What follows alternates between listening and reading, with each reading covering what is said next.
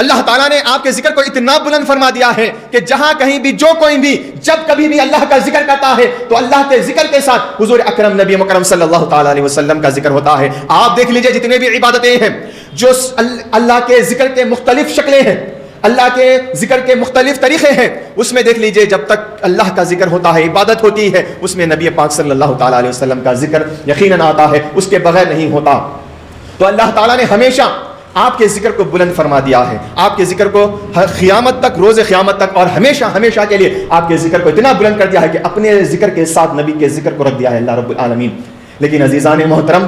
جب بات آگے بڑھتی ہے, جب بات آگے ہوتی ہے اور اسی آیت مبارکہ کی تفسیر اہل عرفان کرتے ہیں اور اسی آیت مبارکہ کی تفسیر نور ایمان کے ساتھ کی جاتی ہے اور اسی آیت مبارکہ کی تفسیر اللہ تعالیٰ کے کلام کو عشق نامہ سمجھ کر جب کی جاتی ہے تو اس کا معنی یہ ہوتا ہے کہ وَرَفَعْنَا لَكَ ذِكْرَكَ, اے حبیب ہم نے آپ کے ذکر کو آپ کی خاطر بلند کر دیا ہے. تو اس کا معنی یہ نکلتا ہے کہ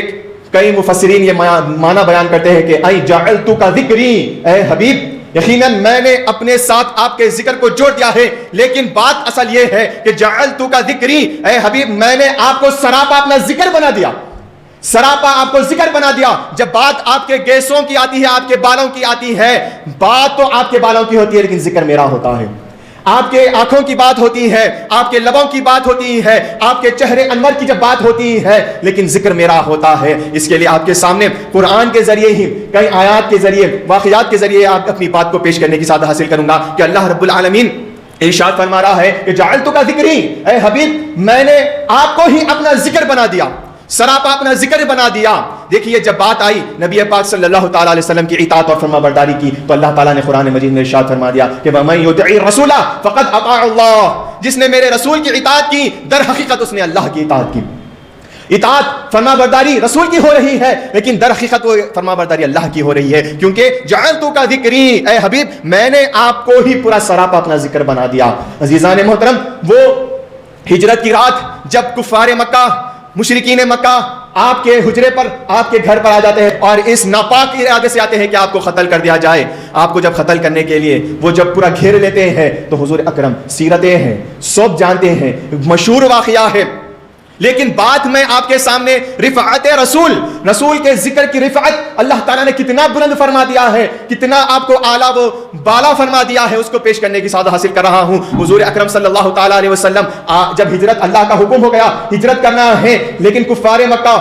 آپ کے گھر کو گھیرے ہوئے ہیں, آپ چند کنکریاں لیتے ہیں, اس پر سورہ یاسین کی ابتدائی آیات پڑھ کر پھینکتے ہیں, آپ کفار مکہ کو نظر نہیں آتے, آپ وہاں سے نکل جاتے ہیں. سیرت یہ بیان کرتی ہے لیکن اللہ کا قرآن کچھ اور بیان کرتا ہے. اللہ کا قرآن ارشاد فرماتا ہے کہ جعلتک ذکری, اے حبیب میں نے آپ کو سراپا اپنا ذکر بنا دیا ہے. قرآن کہتا ہے وما رمیت اذ رمیت ولکن اللہ رما, اے حبیب جب آپ نے کنکریاں پھینکی تو آپ نے نہیں پھینکی بلکہ اللہ نے کنکریاں پھینکی. اللہ نے کنکریاں پھینکی تو معلوم یہ ہوا عمل تو اللہ کے نبی حضور اکرم صلی اللہ تعالیٰ علیہ وسلم سے ہو رہا ہے, لیکن اللہ رب العالمین نے آپ کو سراپا اپنا ذکر بنا دیا. تو ارشاد فرما رہا ہے کہ یقیناً بظاہر آپ کنکریاں پھینکے لیکن وہ کنکریاں اللہ نے پھینکی. عزیزان محترم, یہ مقام و مرتبہ اللہ کے نبی حضور اکرم صلی اللہ تعالیٰ علیہ وسلم کا ہے. کتنا بلند مرتبہ ہے. جب ہم یہ مرتبوں کو اپنے دلوں میں بسائیں گے تو اللہ کے نبی صلی اللہ تعالیٰ علیہ وسلم کی محبت ہمارے دلوں میں اجاگر ہوگی. اللہ کے نبی کی محبت جب ہمارے دلوں میں اجاگر ہوگی تو یہ محبت ایک ایسی چیز ہے جو نبی کی اطاعت اور فرما برداری میں ہمیں لگا دے گی, نبی کی غلامی میں ہمیں لگا دے گی. کیونکہ یہ بیان کیا گیا ہے کہ ان المحب لمن يحب مطیع, بے شک محبت کرنے والا جس سے محبت کرتا ہے اس کا مطیع, اس کا فرما بردار, اس کا اوبیڈینٹ ہو جاتا ہے. عزیزان محترم, ایک اور واقعہ آپ کے سامنے پیش کرتا ہوں کہ اللہ تعالیٰ نے کس طرح سے اپنے حبیب کو, اپنے حبیب پاک, حبیب کردگار حضور اکرم نبی مکرم سرکار دو عالم نور مجسم صلی اللہ تعالیٰ علیہ وسلم کو جعلتک ذکری, اے حبیب میں نے تجھے سراپا اپنا ذکر بنا دیا ہے. دیکھیے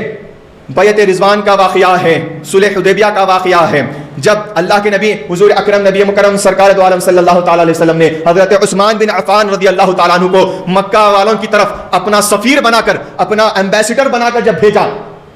وہاں پر بات کرنے کے لیے, تو یہ خبر آئی کہ حضرت عثمان بن عفان رضی اللہ تعالیٰ عنہ کا قتل ہو گیا ہے, آپ شہید ہو گئے.